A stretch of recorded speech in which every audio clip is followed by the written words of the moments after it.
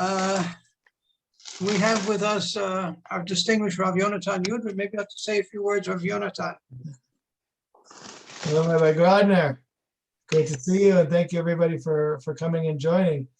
What can I say? Yom Haatzmaut is almost upon us, and it is, for me, I know for you as well, a significant day, not just for us as individuals, as Olim, but as an attempt to try to connect to the broader spiritual opportunities and openings of this incredible day, 2,000 years in the waiting. And I know of no better way to get myself excited and open for the possibilities of what the day will offer us, except to listen to you, Rabbi Grodner. So I am definitely waiting with bated breath to hear you and to hear your holy words. So I will pass it over to you. Thank you very much. Thank you, Rabbi Yonatan. Thank you very much. Can you hear me? Does everybody hear me? Yes? Okay, good. This is a very emotional time of year for all of us. When you consider the fact that within a span of 3 weeks, from the 14th of Nisan to the 5th of Iyar, compacted into those 3 weeks, we have Pesach for 7 days. We have the joy of Pesach, Simchat Yom Tov. There, and this year, for the first time, we were able to be with family and friends. We weren't able to be last year. What a wonderful, wonderful Pesach that I believe and hope that all of us had.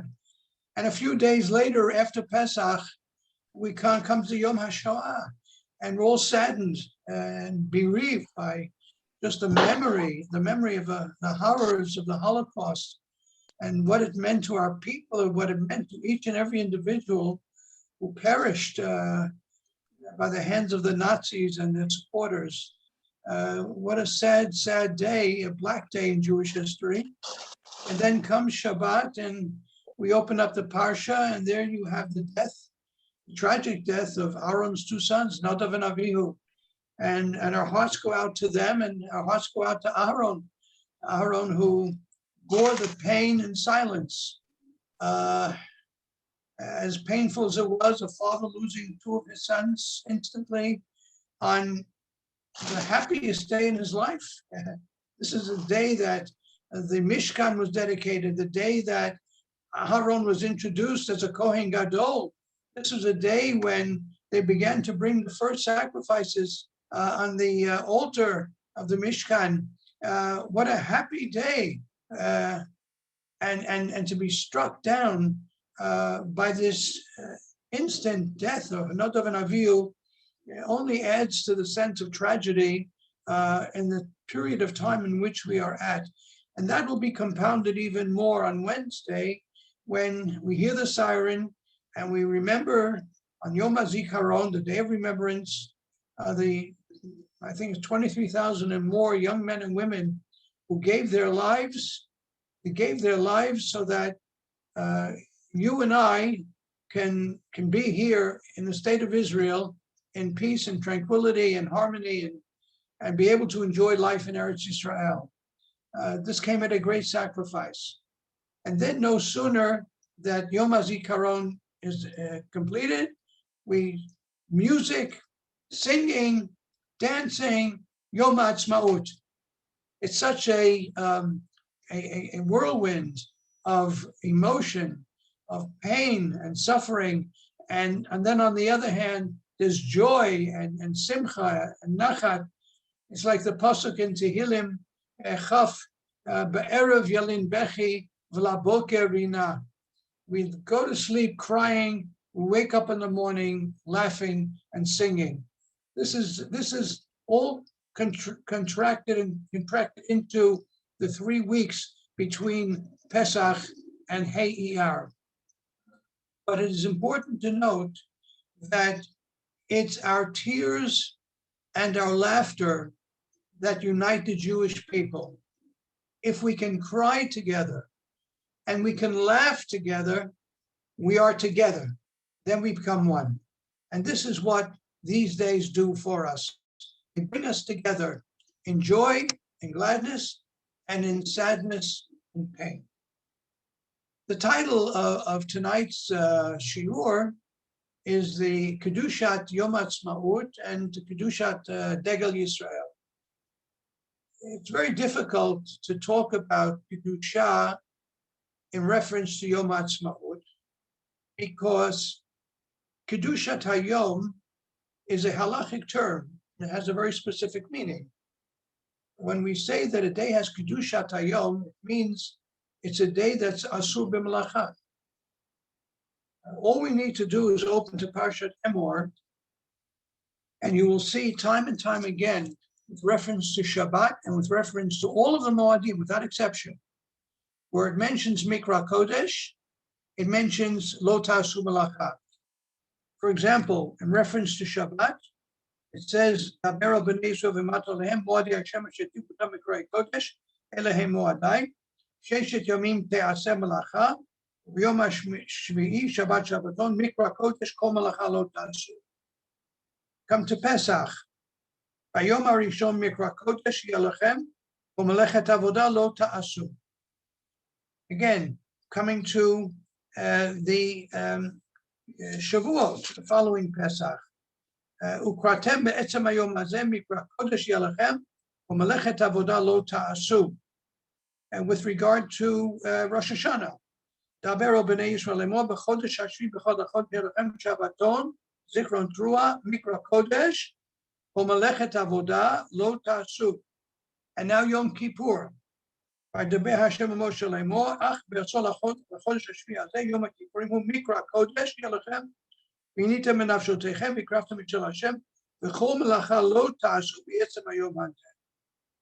we come to Sukkot again.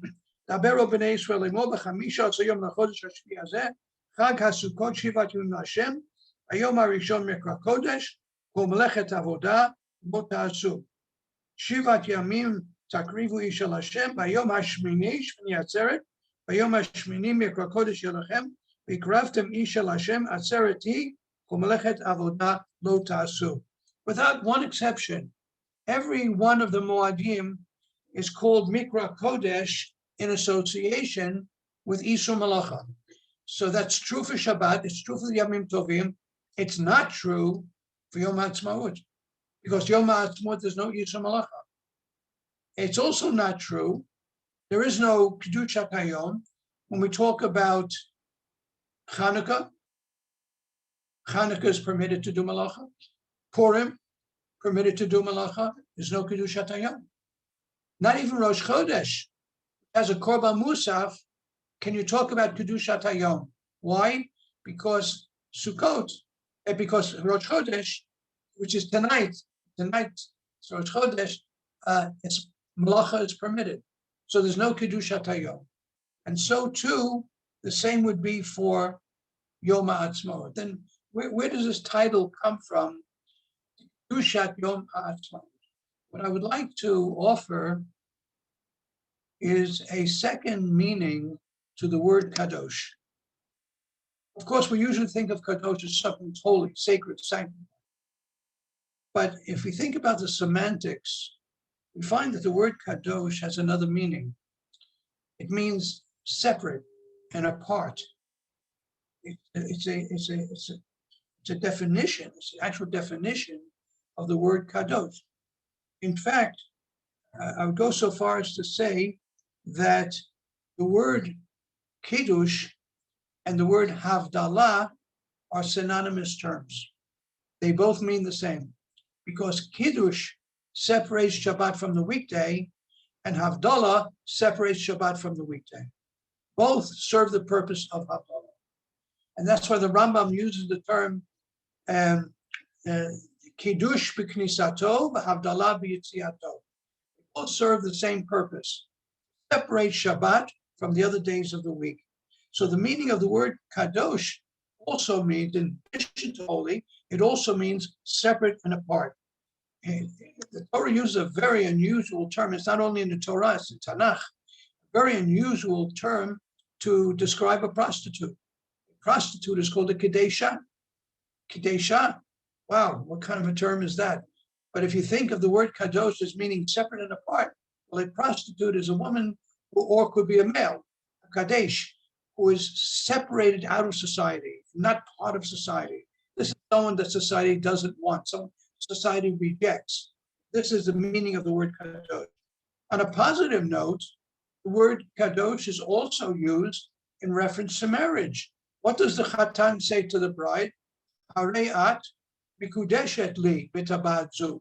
Mikudeshet in the sense that you are separated from every other woman in the world. There is no other woman in the world for me but you. You are mikudeshet. So we see this is the semantics, the actual semantics of the word kadosh. So in that sense, I would say that Yom Haatzmaut has a definition of kedusha in the sense that it is separate and different from all other days. It's all other days, because the declaration of the state of Israel on the 14th of May, 1948, or Hey Iyar Tafshin Chet, this event was such a momentous event, probably the most momentous event in Jewish history in the last 2,000 years. And it was a restoration. The day the state of Israel was declared, it was a restoration of Jewish sovereignty for the first time in 19 centuries. When the Rambam takes note in the beginning of Hilchot Chanukah, talks about the history of Chanukah, the war against the Yevanim, and how the Hashmonaim were able to defeat them. And the Rambam ends the following note. He says, Vehoshiu Yisrael miyadam, they saved Israel from the hands of the Syrian Greeks. Vehemidu melech min hakohanim, and they established a Jewish king. V'chazra malchut liYisrael yeter al 200 shanim ad hachuban hashini. And malchut, meaning Jewish sovereignty, was turned to Israel for a period of more than 200 years. 200 years.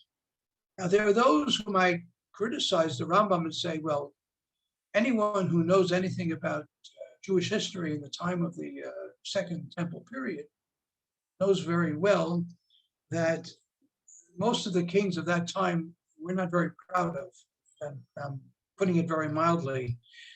They were corrupt. Many of them were evil. Many of them were murderers, and they were Tzedukim, there were Sadducees. They broke away from tradition. Not exactly the kind of king that you or I would like to have. But the Rambam knew that. The Rambam knew who the kings were. He knew his history. But you know what? With all of that criticism, there was Jewish sovereignty. There was a Jewish state. And I say the same for today. We may have many criticisms of our government, of the Knesset, the ministers, the prime ministers, much to criticize. But the one thing, there's one fact that cannot be denied, that we have a Jewish state. And we didn't have a Jewish state for all these years. And it's interesting that Rambam makes this point in reference to Hanukkah. But unlike Purim, you see, Purim was a great miracle. We were spared from the hands of the Hitler of his day, Haman. But we were still living in Galut. We were still living in exile. We were still living under the rule of Ahasuerus. And that is one of the reasons given in the Gemara why we don't say Hallel on Purim. We say Hallel on Hanukkah because we had Jewish sovereignty. We did not have Jewish sovereignty with Purim. And therefore, no Hallel, no Hallel. For 1900 years, we lived under foreign rule. We were nationals of this country and that country and this country, that country, but we didn't have a country of our own. To put it in the most dramatic way that I can, when I think about a French soldier wearing a French uniform and carrying a rifle,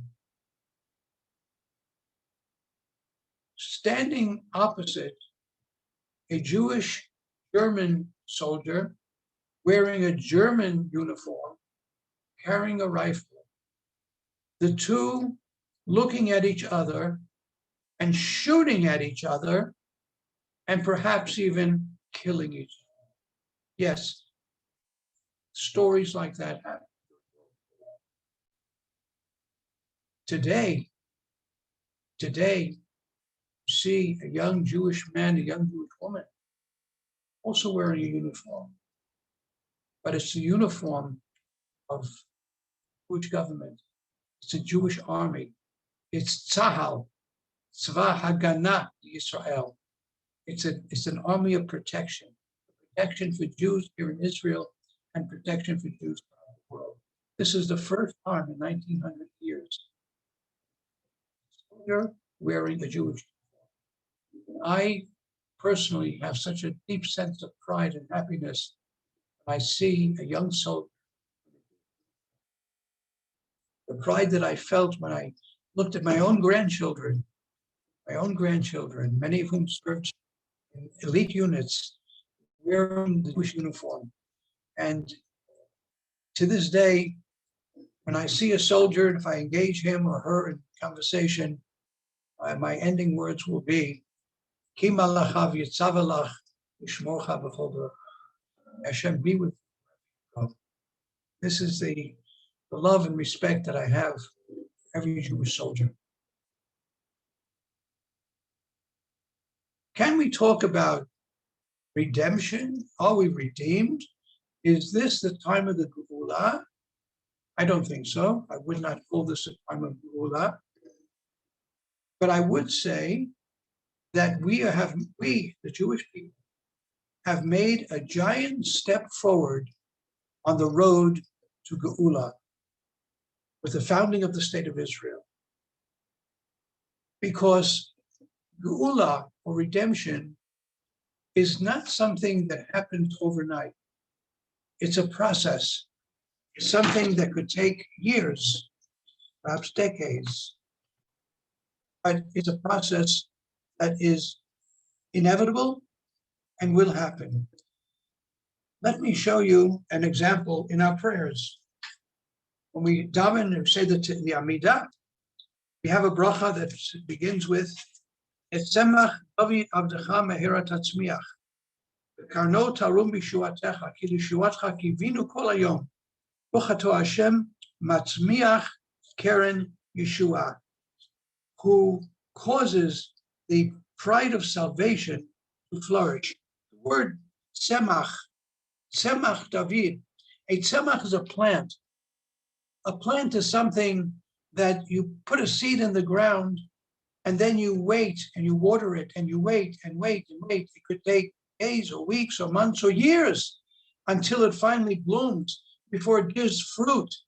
This is a tzemach, and this is the tzemach David, the redemption, which is a growing process, a slow growing process. And you know what? We are right now in that process, We are in a state of growth towards redemption. There's a Midrash in Shir Hashirim on the pasuk Mizod Nishkafa K'Moshacha. Midrash tells the following story. Ma'aseh Rabbi Chia Hagadol Rabbi Shimon ben Chalafta shayu mechalchim bebikat Arbel b'shachavit. Rabbi Chia and Rabbi Shimon walking in the valley of Arbel early in the morning before sunrise. And they saw the Ayelet HaShachar, the morning star. It's very dark. But here you have the first glimmer of morning, the Ayelet HaShachar. Amar Rabbi Chia Rabbi Shimon, Kach tihiyeh geulatam shel Yisrael. So shall be the redemption of Israel. Vivatzbetzet, sprouts, kakatuv, as it says, Ki eshe b'choshech Hashem orli. I sit in the darkness, but Hashem is my light. Atchila hi ba kima kima. In the beginning, it comes slowly. V'achakach hi menatznatzet uva. And afterwards, it begins to twinkle, like the twinkling of stars. V'achakach para v'rava. It increases and increases. V'achakach marchevet v'olechet and it expands like the light on the eastern horizon in the morning. This is what the redemption is. It's a process. We, Baruch Hashem, are part of that process. We are in that process. There's a medrash in Tehillim Chaf, where it says, Yancha Hashem Yom Tzara. Hashem will answer you in a day of trouble. The medrash tells the following story. There's a father and son who were traveling to a distant city. And the son asked his father, Abba, when will we arrive at the city? The father said, my son, when we see a cemetery, we know that the city is not far away. This midrash is telling us we have seen the largest cemetery in the entire world, Shoah. But following the Shoah is the city of redemption. That was the establishment. And the beginning of our redemption is. There are those who would say, I'm not going to celebrate, I'm not going to anything Yom Haatzmaut. They want to ask a Chassid, what do you do? What do you do on Yom Haatzmaut? Do you say Hallel? Do you say Tachnun? He said, I do what Ben Gurion did. Ben Gurion didn't say Hallel, he didn't say Tachnun. I also don't do that. Don't say Hallel, don't say Tachnun. There are those who say, I'm waiting for Mashiach. Waiting for Mashiach is a mitzvah. But it does not mean that we should not express our gratitude and our thanks even before the Mashiach comes. And let me prove it to you from a very happy song that we all sang not too long ago at our Seder, Dayenu.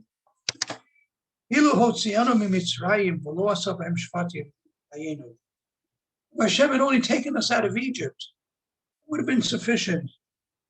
And if he had just taken us across the Red Sea and didn't bring us to Mount Sinai, to Har Sinai, that would have been sufficient. Yeah, it was sufficient.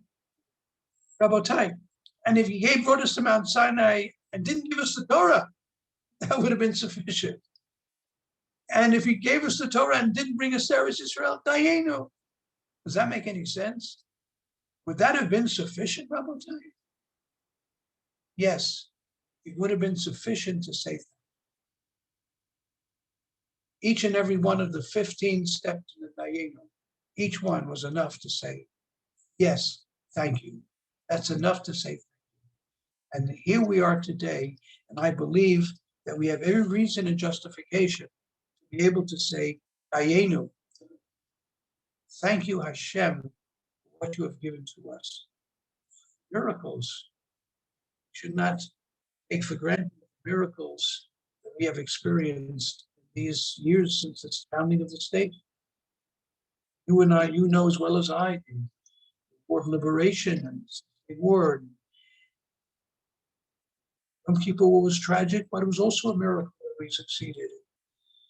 The miracle of the growth of Israel. And let's not forget that we were the first country in the entire world that was able to vaccinate the majority of its population. No country in the world came near what we have accomplished. Our science, our medicine, our technology, our finances. This is miraculous. Rabotai, we're a small little country, a tiny little country, a young country. Look what we have accomplished. Is this not the hand of Hashem? How can we not recognize and acknowledge Hashem's hand in the history of our destiny of our people? So I would say that this day is different from all other days. Yom Haatzmaut meaning different from all other days. And it's a day on which we could say, Dayenu. Thank you, Hashem, for giving us the state of Israel. But what about the Israeli flag? Does the Israeli flag have any Kedusha? Talk about Kedusha in reference to a flag. Well, one who addressed this question was Rav Soloveitchik. Rav Soloveitchik This Sefer, the Rav speaks, contains 5 lectures that the Rav presented to the Mizrahi movement in the 60s. And in one of his addresses, he spoke about the Israeli flag. But I have to give you a little bit of background. There was an Aguda convention that was going to be held in one of the large hotels. Attending this convention were the heads of Aguda. These are Rabbanim, they are Talmidei Chachamim. But one of the main guest speakers made a condition to his attendance. He said, I will only attend on condition that the Israeli flag does not. Obviously, he was very anti-Zionist.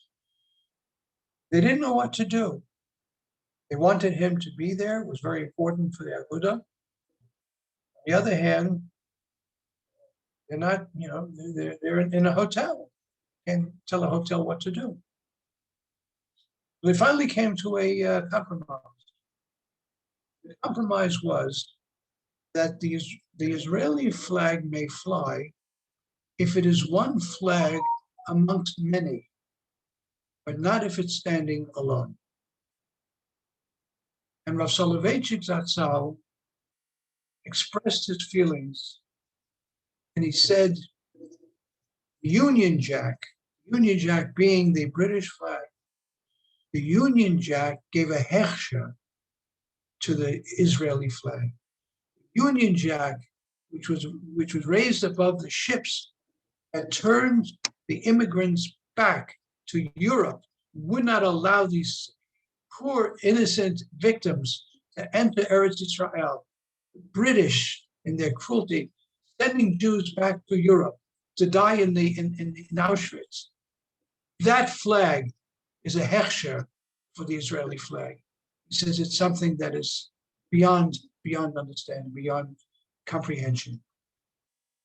Then he said as follows. I want to add something.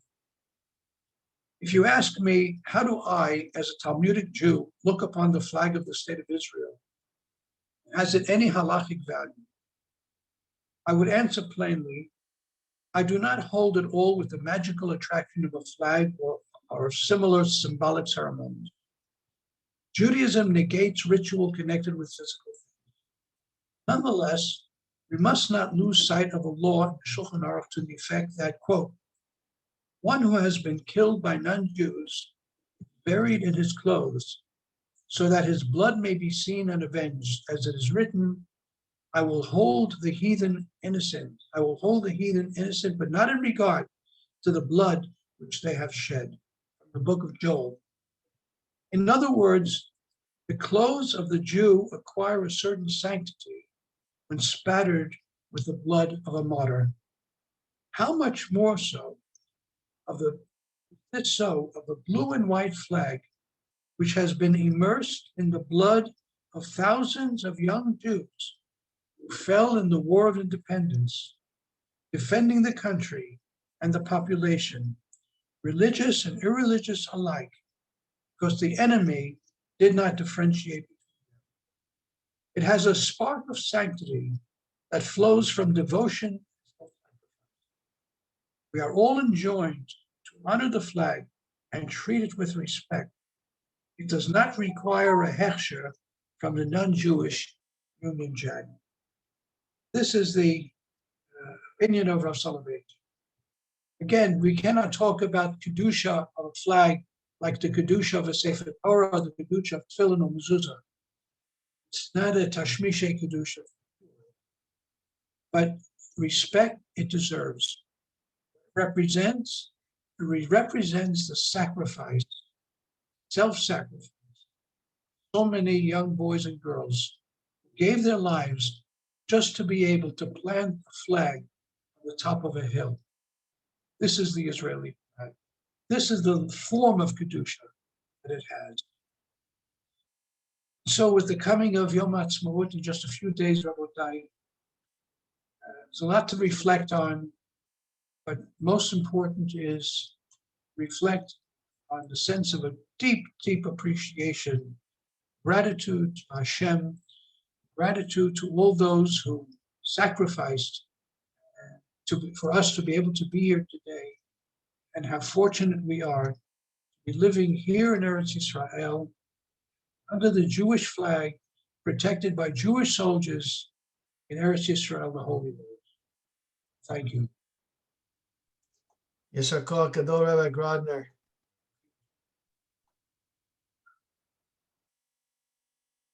Wish everybody a Yom Haatzmaut Sameach, and